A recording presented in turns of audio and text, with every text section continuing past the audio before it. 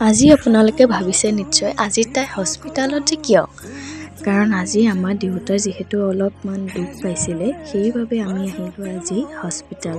নগাঁৱৰ খুবেই ওচৰত এখন হস্পিটাল, তালৈকে আমি আহিলোঁ। দেখিছেনে দেউতাই যিহেতু চেকআপ কৰাই আছে, সেইবাবে আমি অলপ ৰৈ আছোঁ।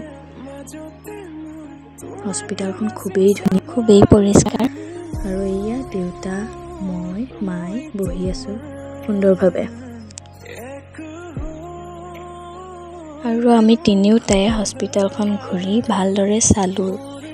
হস্পিটালখন খুবেই ধুনীয়া, খুব পৰিষ্কাৰ, আগৰ দৰে কোনো লেতেৰা নাই, দেখিবলৈ বৰ ধুনীয়া হৈছে। আৰু ইয়াৰ কৰ্মচাৰীবোৰেও ধুনীয়াকৈ কাম বন কৰি থাকে। আৰু আমি তিনিটাই বহি আছোঁ, যিহেতু দেখিছে।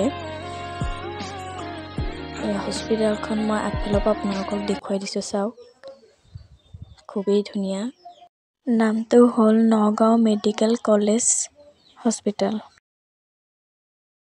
আৰু এয়া হস্পিটালৰ ফিল্ডখন, যিহেতু গাড়ী পাৰ্কিং কৰিব পৰা যায়, আৰু আমি ইয়াতে পাৰ্কিং কৰিছোঁ।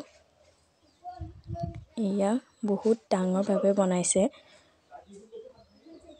আৰু এই হস্পিটালখনৰ বাবে সকলোৰে বহুতো সহায় হৈছে, সুবিধা হৈছে যাবৰ বাবে। আৰু আমাৰ ইমান ঘূৰা পকা কৰি বহুতেই ভোক লাগিছিল, সেইবাবে আমি আহিলোঁ হোটেলত খাবৰ বাবে।